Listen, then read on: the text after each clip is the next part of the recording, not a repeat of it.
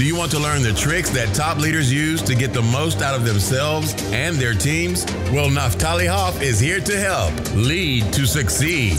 Picks the brains of top leaders to learn about their challenges, insights, and best practices. Here's Naphtali.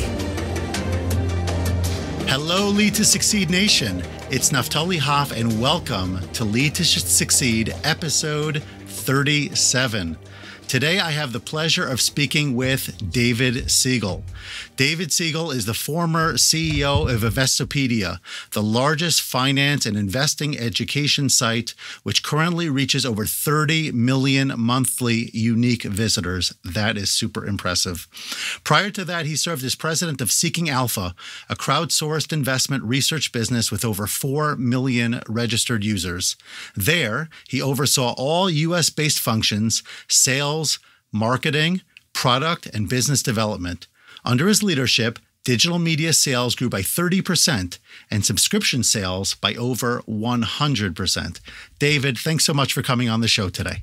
Awesome to be here. Number 37, my lucky number. What do you know? Oh, really? Good. I've been thinking about that. I got 3 and 7 were actually my favorite numbers growing up. So I put them together nicely for you. And I'm so glad you're with us. Awesome. So you've had tons of success in a lot of areas, and I want to be able to unpack that a little bit with you because Lead to Succeed Nation, frankly, myself and my own personal interests and all, I'm like beyond excited that we're talking today because I know I'm going to learn so much from our conversation. But I think anyone who is in my work, coaching, or business, B2B, B2C, it doesn't matter. Marketing and sales are so important. So you've succeeded in many ways in these areas. Give us some of your tips, please. Some of the things that you have done, some of the successes you've experienced, and some practical tips that we could, all learn and benefit from. Sounds great.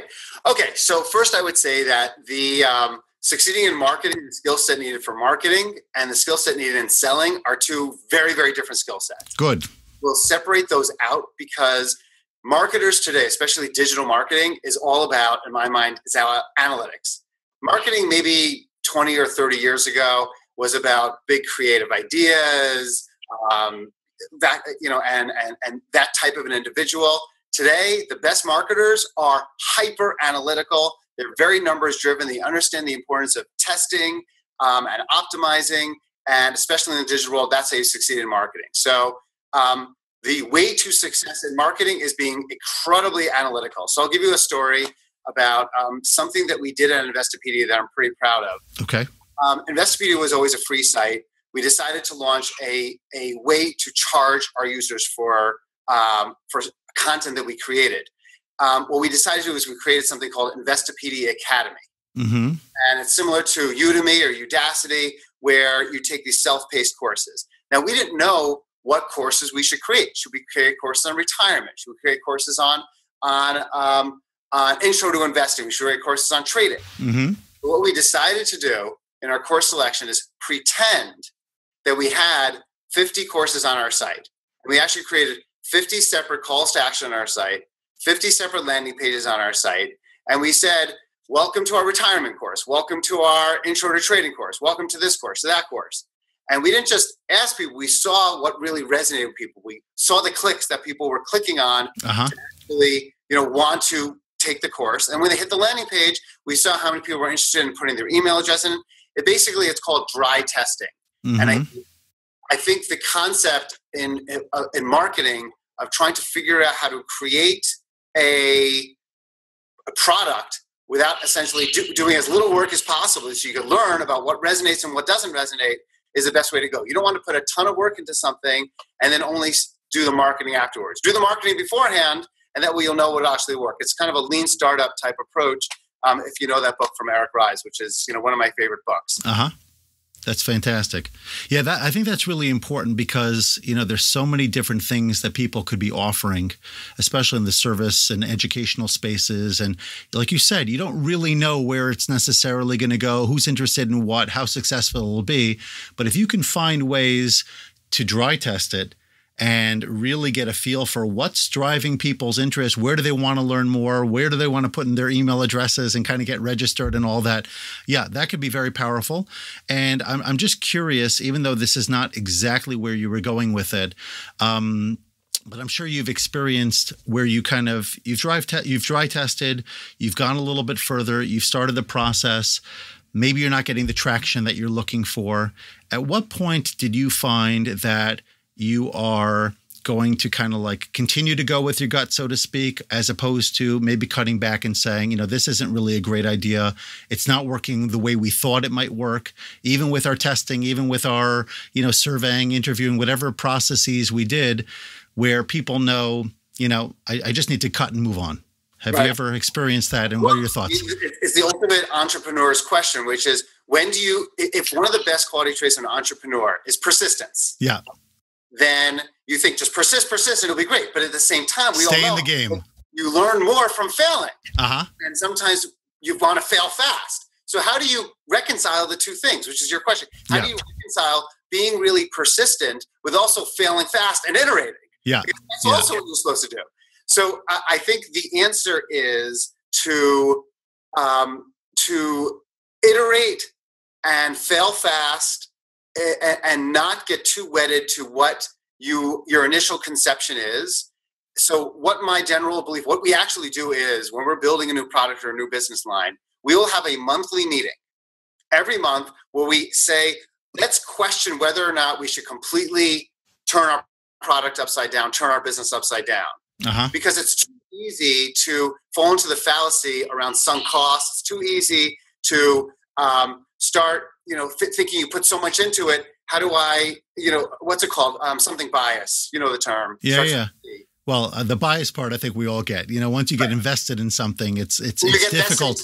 It's hard to pull yourself out. Hard to pull out. So we purposely put a meeting in the calendar. Uh-huh. Where we say, should we kill our business meeting? Should we iterate meaningfully in our business meeting? And it forces us to get in the room and to force that conversation every single month. Yeah, it's kind of funny the way you're describing it. The fail fast is actually the language I was looking for. So thank you for that. It's almost, I'm like imagining your space, and like you've got, different roles and responsibilities. And one person's like the Grim Reaper over there whose job is to kill anything that doesn't have real, substance to it. So I'm just wondering, how did you task your people? In other words, how did you create the environment where people would not only be open to conversation and being truthful about what they're seeing, but that there would possibly be sort of this balanced dynamic of to push forward or to push back, that kind of thing. So this may seem obvious, but it does start with having the right people. And the number one character trait in the right people is high integrity, high honesty, the ability to be honest with oneself and not to lie to oneself. That's it. You have to look for people that have high integrity and high honesty and that are willing to admit failures and not failure, and also willing to say failures aren't failures. Failures are successes. Nice. And you need to meet with people and interview them and say, tell me about a failure. How do you feel about that failure? And if someone says, I felt horrible, I felt terrible, I let everyone down. No, you maybe did the greatest thing. That was the best thing. So it starts with, if you have the wrong type of mentality and the wrong person, no matter what type of culture you create around that person, it kind of doesn't matter. Yep. You have to have that right person that thinks that way. Now, that's one. Once you have the right person, that's not enough. You also have the right goals in place. For example, if your goal is all about revenue growth, and you're really in figure it out stage, but you're not yet in scaling stage, then that's a great way to disenable someone's success to actually fail quickly and to iterate. If the actual focus of the goal is about a conversion percentage-based metric, shall we say, not a volume number-based metric, let's figure out how we're driving percentage of people that, let's say, hit a landing page or hit something and engage with it, then the goals that you set will then dictate what people focus on. If you set big revenue targets, then that's going to shift. You have to have the right people, the right goals, and then with the right people and the right goals, you have to have the right culture of debate and disagreement in the room. Mm-hmm. You need to have people in the room that are not shy, that know how to disagree with each other, but also know how to disagree with each other in a very respectful manner. And they aren't like, what the hell were you thinking about? Instead, it's not personalizing. Instead, it's help me to understand what you were thinking when you decided that this was the approach. Then maybe there's something something I wasn't understanding, but to poke holes in it respectfully. If Sure. you don't do those things, you got a great culture and you got to focus on failing fast. Yeah, that's great. And then to add to that, once you have that culture in place and people have said whatever they need to say, then the team coalesces again around the new outcome. It's sort of like what I'm imagining, like the 5 dysfunctions of a team, but solved. Love that book. Love the book. Yeah. I actually just went through it again. For all of the listeners, there's a person in the book named Carlos. You don't want to be Carlos, because Carlos is scared and Carlos just tries to pacify and make everyone happy. That doesn't help anyone. Yeah, I think that's a great book. It's got so much to share. Yeah. And I loved your response, because what I'm hearing here, the beauty of, I liked everything you said, truthfully, in terms of the integrity, the goals, as well as the culture. But staying with number 2 for just a second, the idea that if we begin our process, let's say thinking 30 days out, 60, 90, et cetera, and we say, well, what would we expect to be looking like at this point? And then you measure. So at the first stage, you're less emotionally invested because you haven't done it yet. You're just thinking about it. You're hoping it's going to work. You think it's going to work, but you don't know for sure. So then when you go back at it later, there's less of the subjectivity that could be folded in, because you're looking at it from objective benchmarks you created before things got all emotional and whatnot. So I think staying there, that really helps. It really helps. Yeah, great. So take us to the sales side. So I got marketing. I understand. Tell me if I got that correctly. That's really analytics based. You need to be able to understand what's driving people's interest and passion and calls to action or taking action. So now how do you convert what you've learned into selling effectively in the marketplace?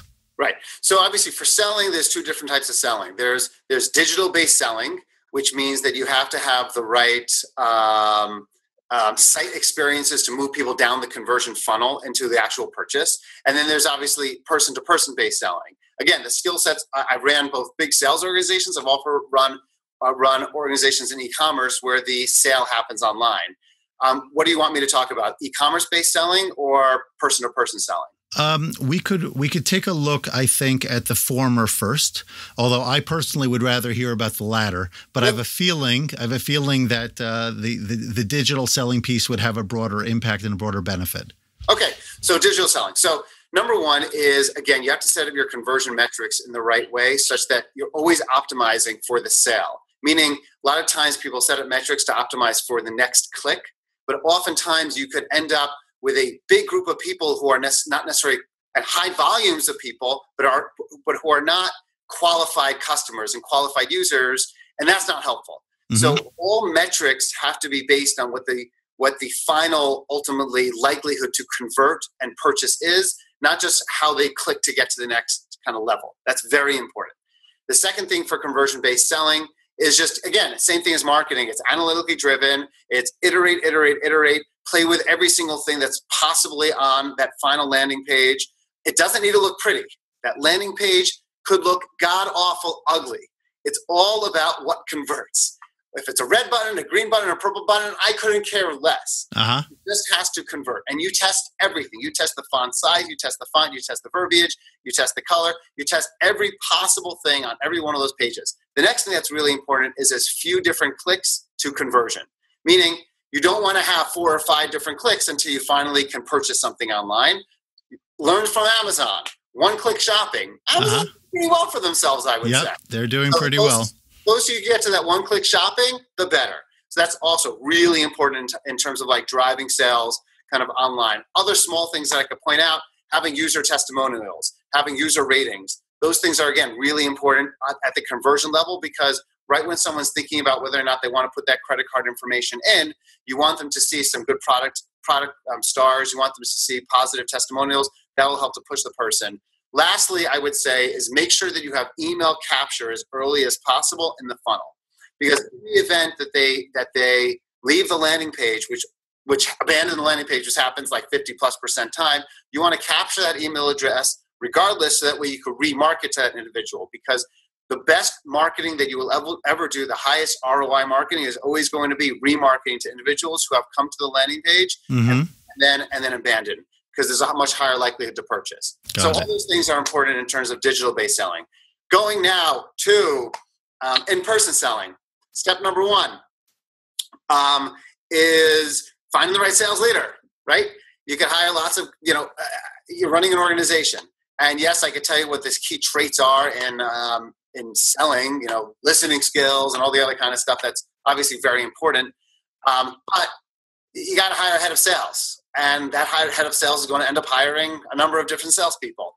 But making sure you hire the absolute best head of sales out there that is, again, high level of integrity, that isn't just about closing deals, but closing smart deals that actually drive profit, not just drive revenue. People that are very experienced selling, that to me is the highest priority. The whole concept of, from Jim Collins' the book Good to Great, the concept of first who, then what. First, get the right people on the bus, and then decide what you're going to be doing. Got it. And I think when it comes to building a sales organization, start with the VP of sales or the chief revenue officer or whatever, and then build down from there. The other thing I would say is that a lot of times people think that the best salespeople are just these hyper-aggressive people who just like bang down doors, who just, maybe piss off people in the process. Sometimes you could be successful depending on what you're selling doing that. But I have personally found that the best salespeople are very well organized. Yep. They are willing to do the dirty work and make significant number of calls and or emails to get things done, 50, 100 day, whatever it takes to be able to get that done. And to do that, you have to be very well organized. And they're smart. So I think the typical stereotype of someone who's just this hyper-aggressive, disorganized type salesperson is maybe true if you're selling cars, but certainly isn't as true in kind of more established or more digital-based companies. Got it. And I, if I could add to that, I mean, I know you talked about being a good listener, so this really does tie into that piece of it. The notion of being able to let the prospect know very clearly what it is that you could do for them. Not just pitch your product, but why your product meets their need. And the more you could tailor it. I was actually listening to, I think it's Jeb Blount, I think. I'm not sure. Fanatical Marketing, I think is the name of the book. But he talks about that and how do you create your pitch in a way where you've done a little bit of market research. You understand what the potential ROI would be on the listener's end, because ultimately everybody wants to know, as you know, what's in it for me. Right. The with them. That's exactly right. The best sales book that's out there, in my opinion, is How to Win Friends and Influence People by Dale Carnegie. There's a lot of great principles in that book. And it definitely starts with listening and asking smart questions. If you want to be successful in a sales process, it is about making it a conversation. It's not about a presentation. It's about a conversation. Best thing you could do in that conversation is to ask smart questions and learn as much as possible. Just like in negotiating, the best thing you can do is ask lots of questions. And if you do that, you'll be a much more effective seller. Agreed.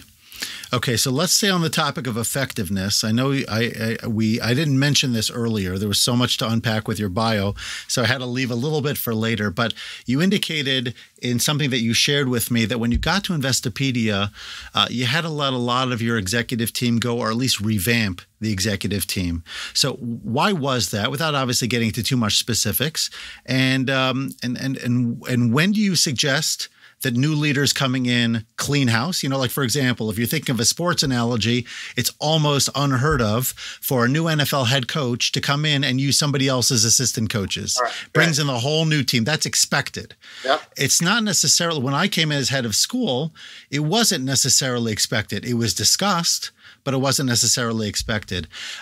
So where do you think that it's appropriate for the new leader to come in and clean house? And when do you think the new leader should really take advantage of existing talent and coalesce around it? Yeah. I think that the number one priority when a new leader joins an organization is to have the right team around him or her. That's it. It's not actually to figure out the strategy. It's to build the right team, and that team, together with the leader, will figure out the strategy.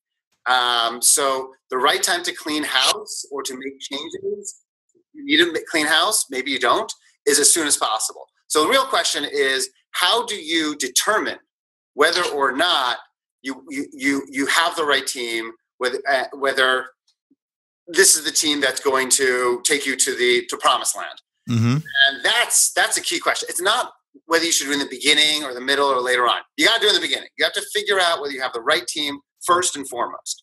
So that absolutely has to happen. Again, it goes to what I talked about. First, who, then what. Figure out who's on the bus and then what you're going to do on the bus after you have the who. In terms of determining that, listen, what I will tend to do is I will get lots of feedback from executives, and I'll just ask them directly, who do you think are the strongest people on the team? I won't say who's weak. I won't ask who's weak, but I'll ask who are the strongest people on the team. And if the same names keep coming up as the strongest people on the team, okay, I will trust them because they've worked with those executives for a long period of time, and that's that. And if you don't have to ask who's weak, actually, you can find out who's never mentioned that's strong. And chances are those first people are not as strong. Mm-hmm. Now, you also obviously need to use your judgment and to figure out your own perspective. But I tend to, believe it or not, put a lot more weight on colleagues' opinions of their colleagues. And I do it in a way that doesn't make people feel uncomfortable asking about who the superstars in the organization kind of thing, than just my own half an hour or an hour with someone. If people work with someone for 1, 2, 3, 4 years, then they're going to know a lot more about the person. And if there's a theme to 4 or 5 different people saying this person's a superstar, chances are they're a superstar. If I ask 15 different people who the superstars are, and one person never gets mentioned that's in a prominent role, that tells me a lot also. So what I would say is do it as quickly as possible, and then be very transparent. Be extremely transparent and honest with that person and say, hey, I think we're going to need to make a switch. You could either say, I think you should start looking for a job immediately and have them start looking for something while they're still working there. Or you could say, it's not going to work out. Here's the transition plan. I've done it both ways. It depends on the circumstance of how one wants to do it. At the same time, I also spend a disproportionate amount of my time when I start jobs right in the beginning with reaching out to my network. I have a large network. I've been in the digital space for a very long time, for 20 plus years. I have like 15,000 people on my LinkedIn. So if I have someone who is amazing in an open position or in a position that the current person's a B, I will not hesitate to replace a B with an A. It is not acceptable to have B players in the beginning. Got it. Okay, there was a ton in there. I'd love to be able to unpack it a little bit more. But I do want to transition to my next question simply because I think it ties in nicely to a piece of what you talked about. And that's kind of like on the side of building the right team, but more importantly, in a way, you talked earlier about an award. Well, you didn't mention the term award-winning, but I know it was award-winning culture that you've built. So I'd like to know a little bit about how you did that and how did you create really an employee base that was deeply engaged, that was motivated. I've read some of your LinkedIn testimonials and people who wrote about the kind of culture and team that you were able to create. That's fascinating to me. I'd love to learn a little bit more about how you've done that. Yeah, of course. Okay, so we won by Crain's as top 100 companies to work for in New York.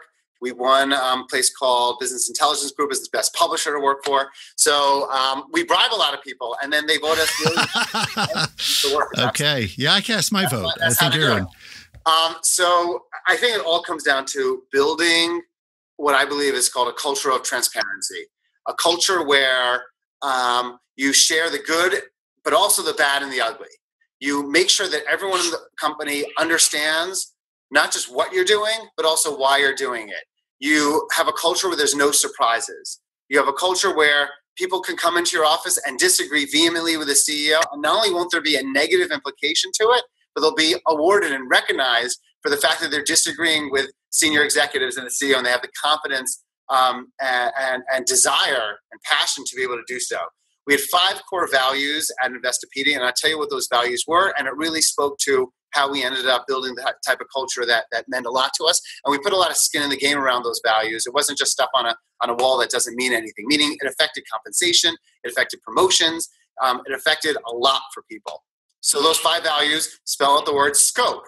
And when people came into office their first day, there was a scope bottle on their desk, and it wasn't because they had, bad breath or anything, God forbid. Scope stands for the following. S is for selflessness. The most selfish thing that you could do as an employee is to be selfless. We said you could help out yourself more than you could help out yourself in any other way by helping out other people. And if you are selfless, it will be most recognized. And that was selflessness. C is for celebrating. It's very easy to get caught up in challenges. It's very easy to wait for big wins, but celebrate small wins. We had, the beer kegs in the office and all the other fun things to be able to celebrate within the office. Celebrating is a really important part of culture, especially younger people, millennials, etc. They look to work as a social and community-based environment. So being able to have celebrations is very important to me and very important to really retaining employees. O is for over-communicating, meaning it's not good enough just to communicate. Everyone has to hear the same things multiple times over and over again. What you say, you want to document, you want to share that documents with lots of people to build alignment, etc. SCOP is for planning. Thank you. Give me a P. The reason why P is important is because if you're more of a smaller company, you have a little bit of a ready, fire, aim mentality.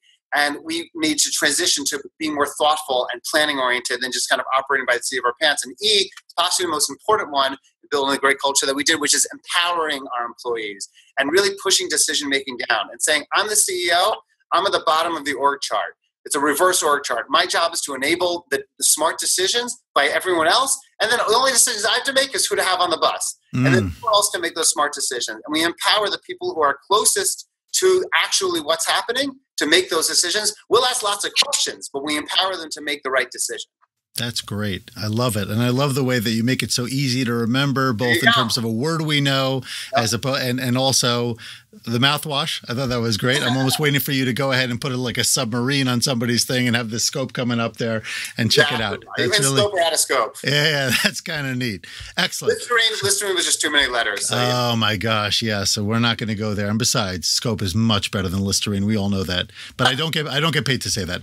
Anyway, we're going to transition now to I see a new advertiser opportunity for you. Yeah, see, I'm picking up on it. It's so interesting because, I transitioned out of school leadership into into executive coaching. And I just thought that I would bring my coaching self to the marketplace, not realizing that I actually had to learn a whole boatload of new skills, including marketing and selling and whatnot. So every time I have conversation with smart people like you, I pick up a couple of nuggets, and I do appreciate it. So let's get into our rapid fire segment, have a little bit of additional fun before we wrap things up.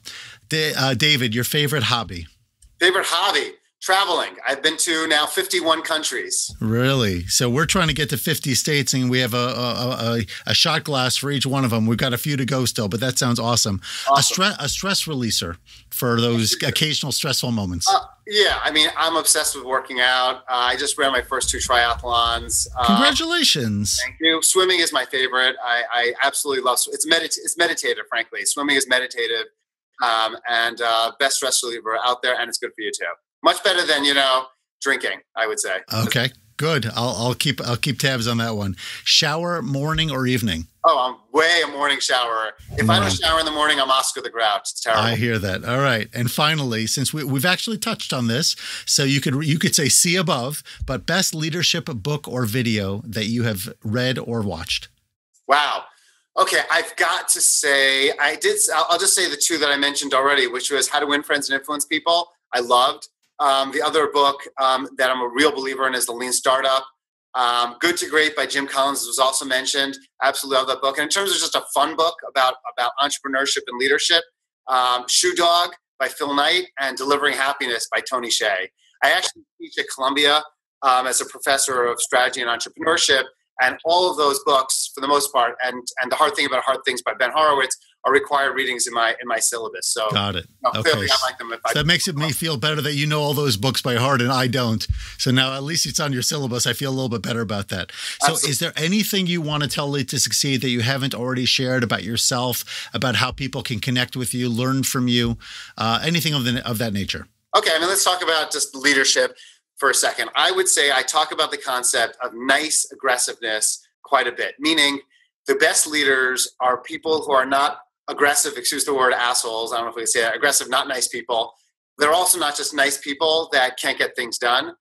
There is a path to being a good person by being a mensch, by being a nice person, and really succeeding in business. You do not need to be a-hole to end up succeeding in business. I think that nice guys do not have to finish last.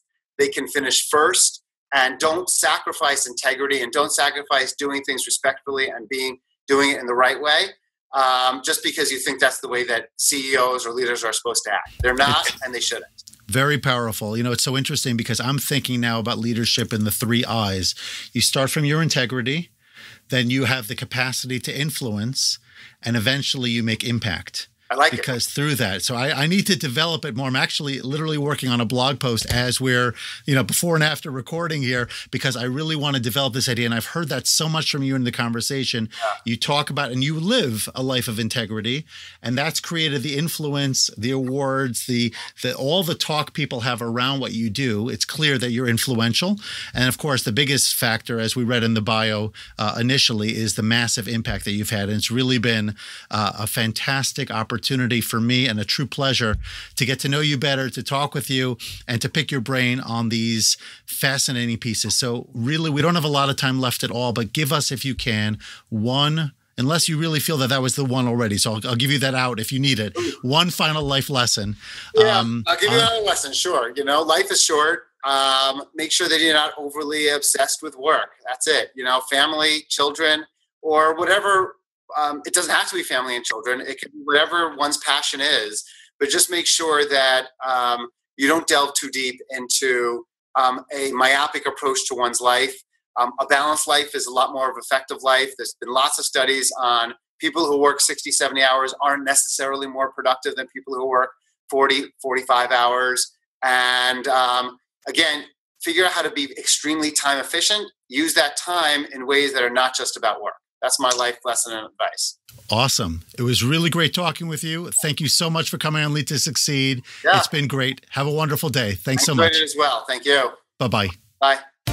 Thanks so much for listening to this episode and for investing in yourself so that you can lead to succeed. Before you go, don't forget to head over to impactfulcoaching.com where you can sign up for our blog, download free leadership ebooks, and so much more.